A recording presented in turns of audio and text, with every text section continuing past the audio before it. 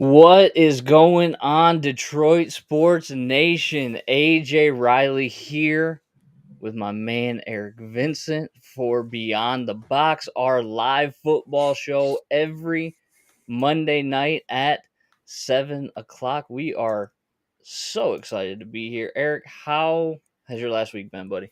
It's been good, man. I'm super excited for Hard Knocks to kick off. We're gonna It's get been a into pretty it. good week, man. It's a lot of excitement for football season, man. I mean, hey, I feel like Russell Wilson, Detroit Sports Nation. Let's ride. Let's ride. Let's do this, man. I'm hyped. I'm ready to get going. Yeah, it's and it starts tomorrow, right? Like football season starts tomorrow with Hard Knocks at 10 p.m. We're going to talk about that. We also got 3 lines. Each of us came up with 3 lines, Detroit lines that we think have something to prove this 2022 season. Not named Jared Goff. Not named Jared Goff. Yes, Because that that's is too correct. easy. That's too easy. Yeah, because that's like the default answer is Jared Goff. But yeah, 3 lines not named Jared Goff. And then we're going to talk a little sports memorabilia because everybody loves some memorabilia, right? I do want to remind everybody that is watching, feel free to just throw stuff into the chat, questions, comments, whatever you want to talk about. Eric and I will react to them. We do want to know, who do you think is a line that needs to prove themselves this year, not named Jared Goff? Who has the best sports memorabilia piece that you've ever come across that maybe you own? Like, throw it in the chat. We'd love to throw it up on the screen. And we will get to all of them the best of our ability. But first, Eric, tomorrow at 10 p.m., we have Hard Knocks, my man. Yes, sir. Hard Knocks starts at 10 p.m. tomorrow night. HBO. It's on HBO, and it is also live streaming on HBO Max, which is great for me because I have HBO Max through various sources and I'm able to watch it. So I'm excited to see what is going to happen. And I'm sure that people are probably tired of hearing about Hard Knocks. But as a Detroit Lions fan, you have to be pumped about this. Mandatory. Especially with the videos that have been leaked online. Yes. There's been too much content swirling around the internet for you not to be excited. If you couldn't watch Jamal Williams cry in front of his team, hyping up the practice of their season, then you don't need to watch it for the season. Don't even watch Hard Knocks. Don't watch the season at all. And I don't want to, call people out, but if you can't get excited about Hard Knocks for these Detroit Lions, I think you may need to check your pulse. Because there's just, there was a report that came out today. You can find the article on Detroit Sports Nation about how Glover Quinn had said that Matt Patricia, like, he basically just trashed Matt Patricia. And it doesn't take much to trash Matt Patricia. Like, he sucked as a coach, as a head coach specifically. The feeling of those teams 4 years ago, right? For those 4 years that they were here. Mm-hmm. And just the feeling that you get in these last 2 years with my man Dan Campbell in the front is night and day different. And there's a reason for that, and it's the way that Campbell leads. I mean, that video that leaked where he's giving that speech where he says, we're going to tread water, and we're going to tread water until we bury you. And then you got, I think it's Carbina with those like crazy eyes stare at him because he's ready to just charge through whatever brick wall is standing in front of him and ready to go. I cannot wait. Like, if I'm not one that wants a fast forward life, but if I could hit the fast forward button until 10 p.m. tomorrow night, I think I would do it once. This is the time to do it, man. It really is, because you kind of hit on it talking about Patricia, because this season, the second season, this is a chance for Dan Campbell to really cement himself in the good graces of the NFL and the Lions franchise, because we've seen the last 3 guys come in here. Not most of them, basically all of them have had controversial histories. They've been good. They've had ups and downs, except for Patricia. It's just been down for Patricia, but Caldwell had some ups, Schwartz had some ups, but for the most part, you can do better than those guys. And this is a huge opportunity for Dan Campbell to really take that step forward. And this is something I've really been kind of tapping into and like researching a little bit more. It's a few things I got in mind that I really think he needs to focus in on to really establish himself as a legitimate guy for this team. And I think, like, again, this is a huge opportunity for them to put it on HBO on Hard Knocks. It's going to be huge for him, for real. It is, but what I'm most looking forward to is he's number one, he's the type of guy that you want to root for. For whatever reason, he's very likable, right? Very. And it's easy to see how he could potentially cement himself, like you were saying, as that guy. But that's going to be based on the way that he gets guys to perform for him.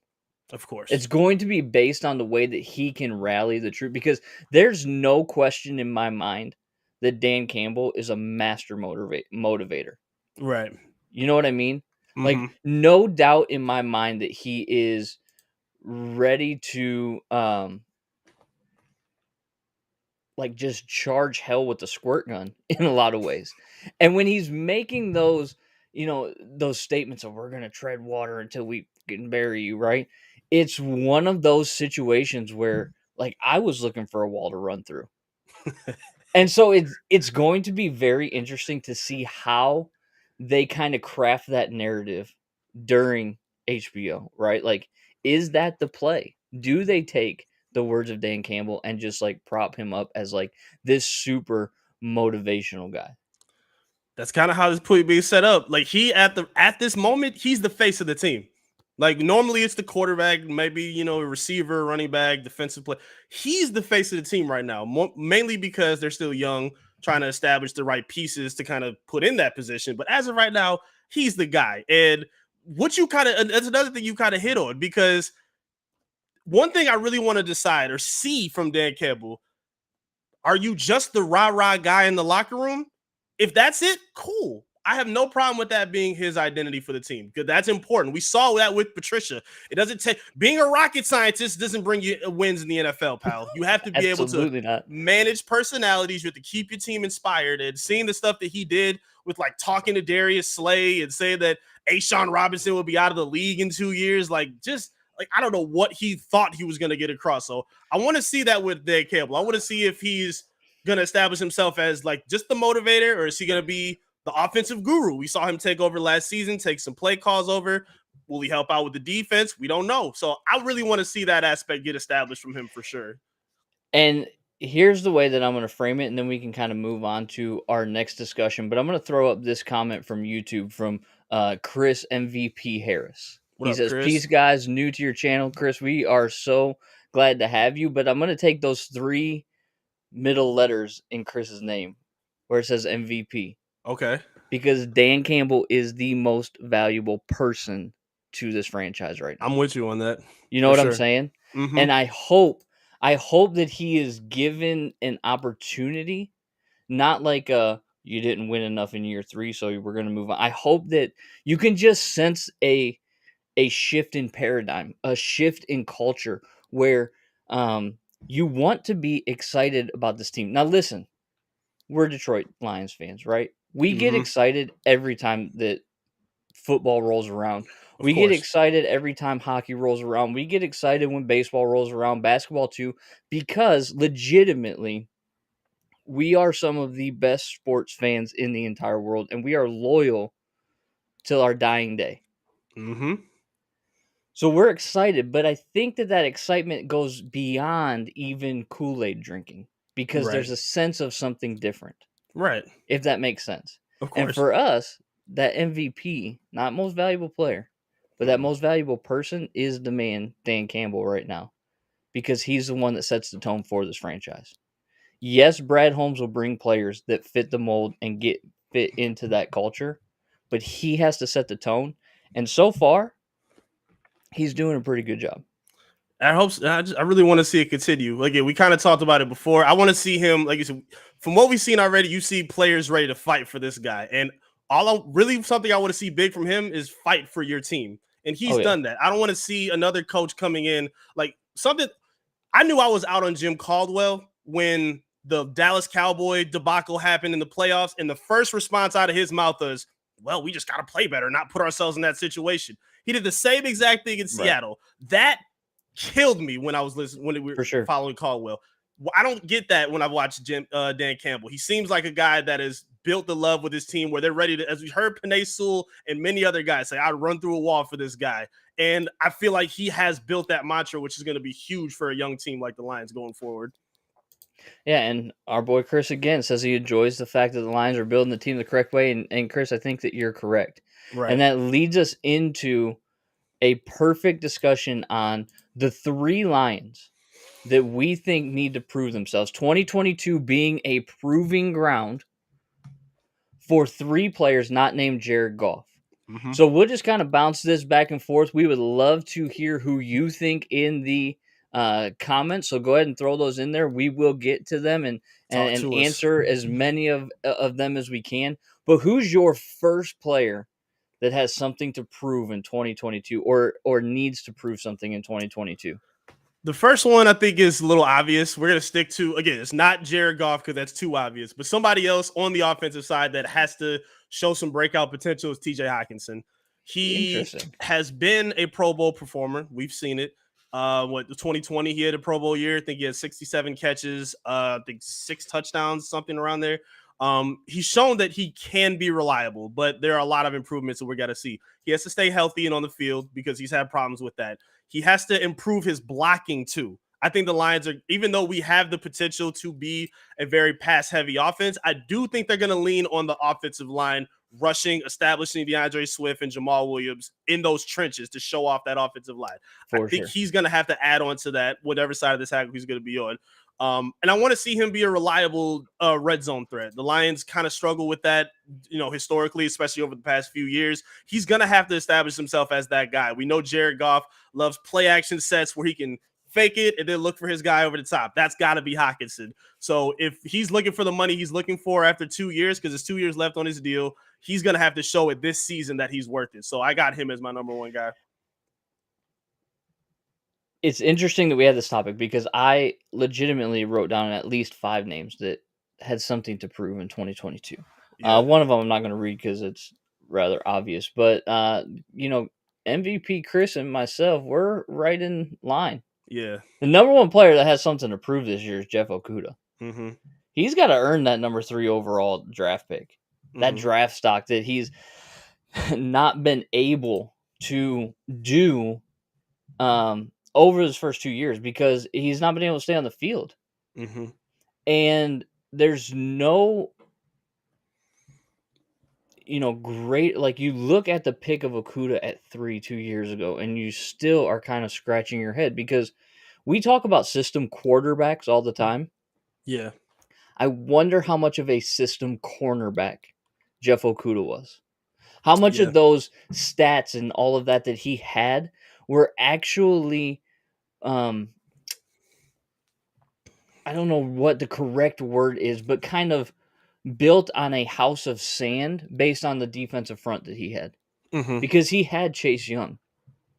And if a quarterback doesn't have time or is being chased out of the pocket, it definitely makes your cornerbacks look a lot better. Yep. And so he has a lot to prove.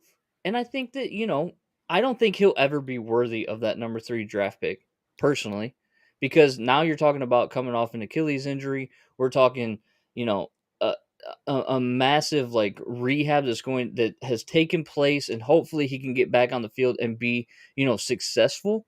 Mm-hmm. But I just don't think he's ever going to be that, high draft pick lockdown corner that we drafted him to be. But again, old regime, right? So it's not something that we really look at and we're like, man, Dan and Brad messed up that one. That was that's not a sin that they have to carry, right? No. That's just something that they just kind of have to deal with at that point. So for me, the number 1 person that has something to prove this year is Jeff Okudah. Couldn't agree more. He's one of the last few pieces of the Patricia era. So again, if he doesn't show out this year, it's 2 hungry guys behind him too, Owarie and Jerry Jacobs, who played pretty good in limited time before their Jacobs' injury. They showed that they got some promise. And I like Aaron Glenn as the defensive coordinator, where he's shown as a former cornerback himself, I know how to build and develop unproven talent at that position. So it's a lot for Okudah on the line for sure. Who you got at number 2? 2, I have a breakout candidate in Alim McNeill, D tackle, 2nd-year player, 3rd rounder out of NC State. I think he has a very big opportunity to establish himself as one of the forefront guys in the trenches on the defense. Started 6 games last season, had a lot of attention, had 39 tackles, 2 sacks, and those numbers should go up. If not for him, then for others around him, because we already know about Hutchinson coming in as a number 2 guy, or as a number 1 guy, but the number 2 pick, excuse me. Charles Harris, who's coming up for his number 2 season with the Lions, 3rd in the NFL. And then I believe Romeo Okwara is coming back as well, who I think is a slept-on name that could also add a big punch to that D-line. Having a run stuffer in the middle that can bring attention and create one-on-one opportunities for the guys on the outside is going to be huge for this team, because even as Chris, I think, said in the comments, the linebacking core is still weak. There's still some questions in the secondary. So we need to make sure, at the very least, if you have a formidable 4 in the front, you can survive with everything else behind you. And if you have that set, then that's huge. And I think McNeil is going to help set that tone for sure. I'm glad you brought them up, because that segues me into my number 2 person with the most to prove. And it might be a bit of a stretch, I'll admit that, but it's Aiden Hutchinson. And the reason why I say that, and I take a little bit of a different approach in this, right? Aiden Hutchinson was a number 2 overall pick last year. There are high expectations for him. I don't need him to be the sack leader this year. I don't need him to win Defensive Rookie of the Year. What I need for him to do is be solid and set that edge. And to me, that's going to prove a lot. I don't mean that he has like this monumental task of proving everybody like correct. All I need to see from him is I need to see him transition from that spectacular year that he had at Michigan to the professional ranks and being that number 2 overall pick. Do I think he can get there? Yeah, absolutely I do. But I think that he, the weight of the number 2 pick and the fact that all eyes are on him, I think shows that he has a lot to prove this year. That doesn't mean that he wasn't worthy of the number 2 pick. I think that you think I'm a little bit crazy because you're looking at me a little bit sideways, right? But do you understand my reasoning a little bit? I ain't gonna lie. I agree with you. There's a lot of pressure on him. And from all accounts, he's doing things the right way. He's showing up first. He's leaving last.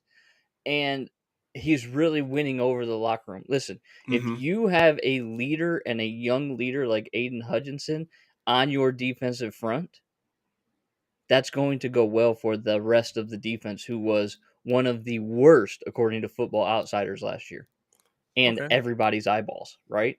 Yep. So to me, there's a little bit of pressure on him to prove some things. And I, again, want him to prove it.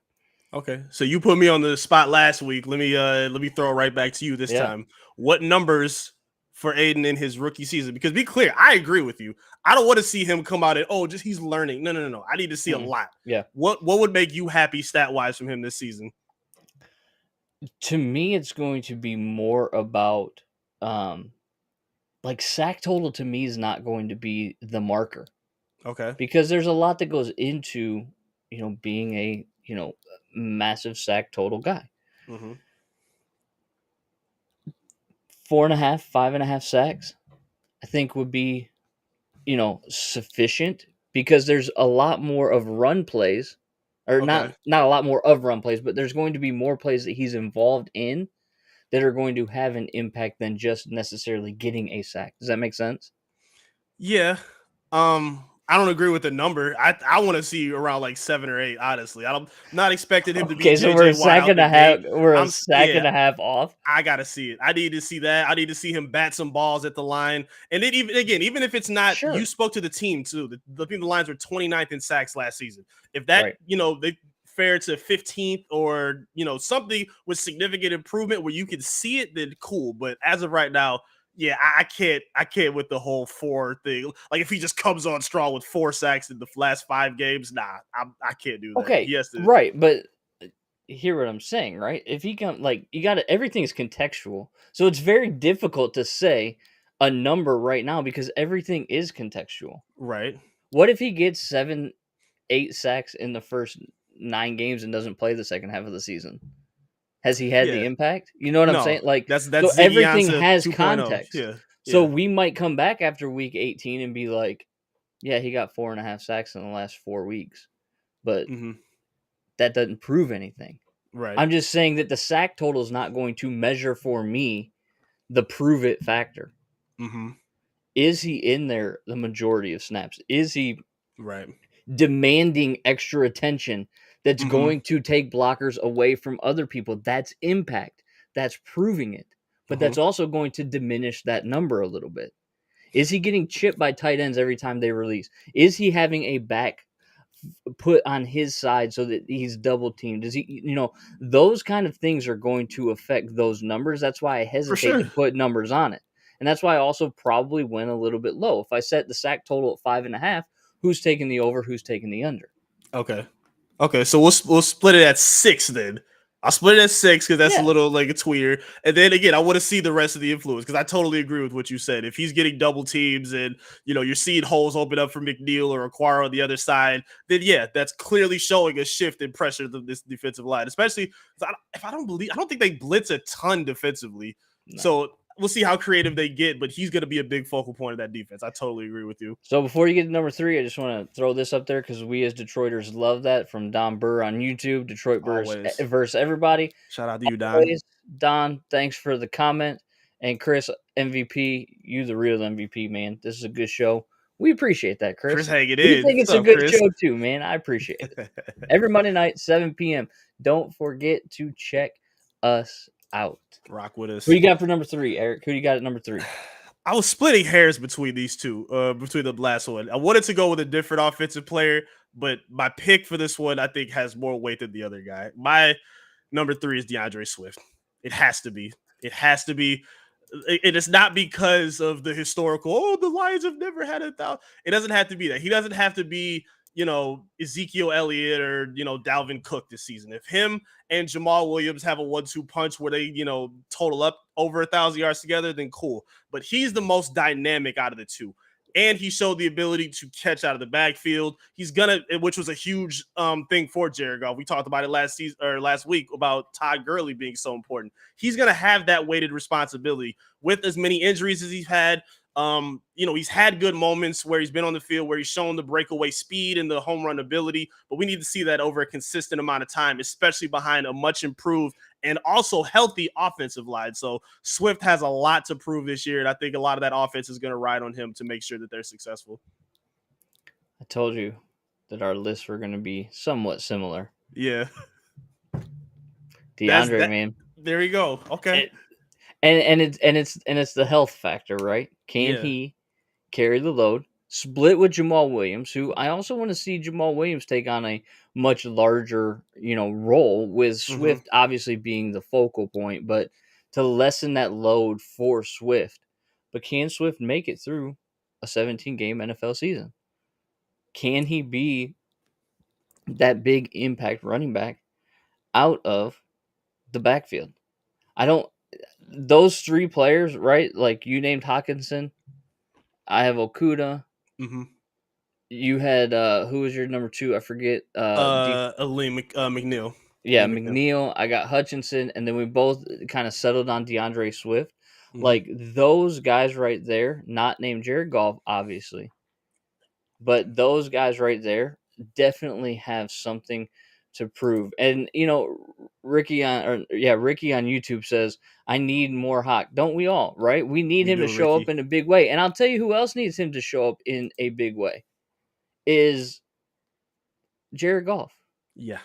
He needs that guy over the middle because he's got speed on the outside. We've seen the tosses to DJ Shark. We know at some point that Jameson Williams is going to be coming back to the field. Mm-hmm. Do they have that guy in the middle that can be an outlet, be an underneath route, be, post over the middle? Hockenson needs to be that guy. So, yeah, Ricky, you're right. We absolutely need more Hawk. Absolutely. The guy I was going to say was who you just mentioned was DJ Shark. He's been tearing it up in training camp. He's been a highlight reel waiting to happen. And every time he's talked about it, he said, yo, the Jags didn't put me in this position. Like, I had horrible quarterbacks. Like he said, like they didn't utilize me this way. So now while J-Mo Williams is getting while he's getting healthy, recovering from his knee injury, a lot of attention is going to be on him to be that guy over the top and through the middle. So I think a lot of attention is to be his way. But I mean, Shark's an easy answer too, right? He's on a 1-year deal. Yep. That literally is called a prove it deal. So Exactly. that's a default answer too. We're not gonna. That's why we did not name guys like DJ Chark. Eric, third segment, memorabilia. Take us home, my man. Yes, because I've been pretty infatuated with what I've seen. Again, we keep talking about Hard Knocks. If you're excited as us, again, tomorrow, 10 o'clock, HBO. Be sure to check it out. Lions fans, you got to show out.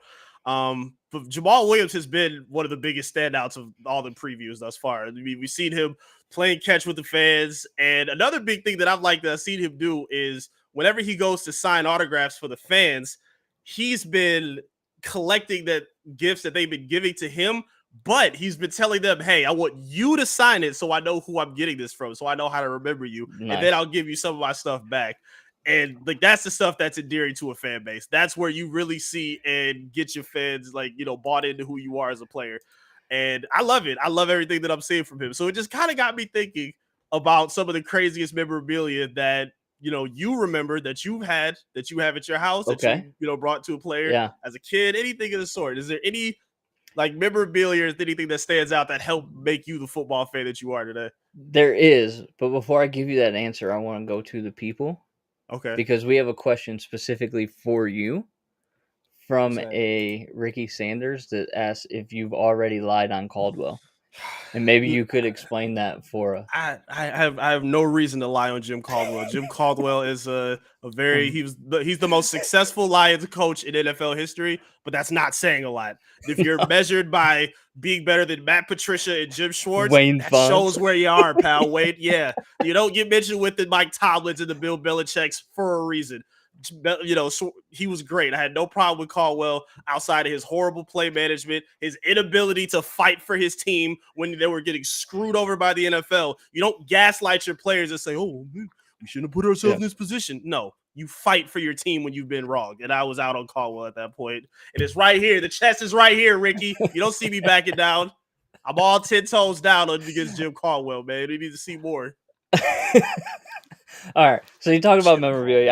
I had to throw it in there because I figured it. Yeah. No, it's good. I figured that would be fun. You ask about memorabilia, and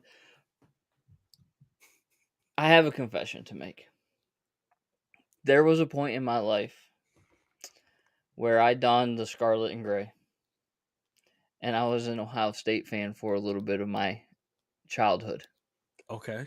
And the reason for that was because I had a family friend that played football at Ohio State. So we went, to the Horseshoe and, watched Script Ohio and took place in, took in those games there.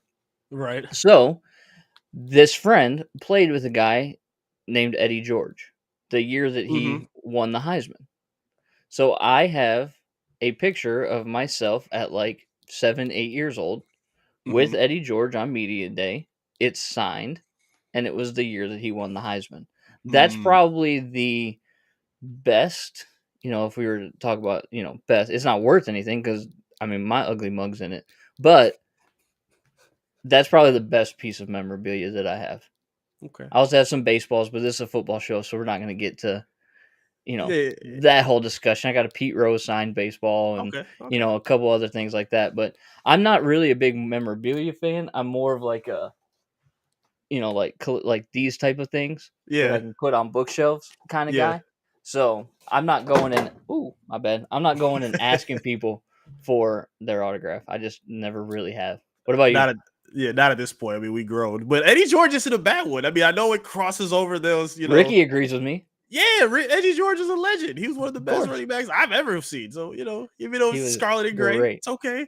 A friend of mine, shout out to my boy Dave I work with. He just had a child. He just had a son, and he named him Corey.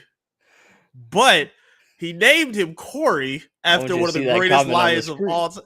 Yep, there you go. See, don't forget it. Do not forget it. But no, he just had a son, and his name was Corey, but he named him after one of his favorite Lions of all time, Corey Schlesinger. So it's kind of like how is a fullback your favorite? How is he your favorite player of all time? You're like, hey, let me watch him go run into the backside of a lineman. What in the world? That's where Lions fans is at. The one of the most gritty player, the fullback. This is your favorite Lion of all time, but he had his jersey and he ran into him in the store and he got him signed with his child with him. He got a picture, so it was pretty That's awesome. legit.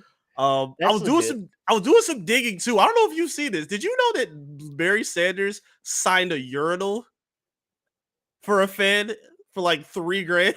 What? Did you know that? No. Barry Sanders allegedly signed a urinal that a fan brought to some kind of showcase. And I don't even took a picture with it, but it's online. He signed the urinal and sold it off for $3,000. So that's the only thing crazier than being fans of someone like a fullback. You take a urinal, get it signed, and you still sell it off to someone who's willing to buy it. Well, that's the thing, right? Somebody had to be willing to buy it because obviously they did. But could you imagine being that person? Like, you're meeting the greatest, I'm not even going to say arguably, the greatest running back of all time. And you're like, hey, Barry, can you sign my urinal, please? What? I just want to see, because Barry's not an emotional guy. I just want to see him like looking, because I'm sure he's like looking at the people that have the stuff. Okay, it's a football, it's a hat, a urinal. That it had to have been that reaction from Barry. Where do you sign a urinal is my question. Like, yeah, it looked like it was like it's got to be on the top shelf, right? Like, you right on the can't keg. be anywhere else. I don't want to look Barry too deep in it. Yeah, I don't want to see. I'll tell you the worst. I'll tell you the worst memorabilia story that will actually resonate with some Detroit fans here. When I was a kid, our local Meijer held an autograph signing, and it was like Saturday morning, and it was of a Detroit Tiger. So I know that it's not, football. Mm-hmm. But we go, my dad took me and my younger brother to this Meijer. It's like 8 o'clock in the morning to do this autograph signing. Mm-hmm. We get there at 8 o'clock, nobody in line. We stood there for like 30 minutes, nobody in line. We stood there for like an hour, nobody in line. We finally get, the signatures, and we're like, well, see you later. It was Brad Ausmus. Probably the worst manager. No, this was when he played for the Tigers. I'm not kidding. Oh. This is when he played for the Tigers. But that was like, when we hired him, I was like, oh my gosh, this is like flashbacks to the empty Meijer when nobody wanted his autograph. Yeah, you expect like 20 people, maybe. People shopping, like, right? oh, who's going to be here? I'll jump in line. It's the Detroit Tigers. No, we have nothing to do with them. Oh, that's brutal. Memorabilia. I would love. Ricky's got one here. He said, "I got a pair of gloves signed by OJ." Oh man, Ricky, man, Ricky, man. Come on, man! It's a family show. Come on, man! Stop it. Maybe I should have vetted that a little bit better. But Ricky, A+ on the comedy. Well done. There's another one here. Our buddy Don, he used to be a ball boy. And so Jeff is telling us, where's Don at to talk about memorabilia? Because he was a ball boy for the Lions during Barry's seasons. Maybe Don was the guy that got him to sign the urinal. He gotta have some intel on that. He has to. He has to have it. We're gonna talk to him about or that. Maybe he was there when the urinal was signed. Who knows, right? Like someone needs to tell us about that. I'm gonna do some more digging. The craziest story that I've ever heard. Gotta be absolutely ever heard. I don't even know how you sign it. You know what? We're not gonna dig into it. Let's just. I mean, let that be there. No, not even worth it. Not even worth it.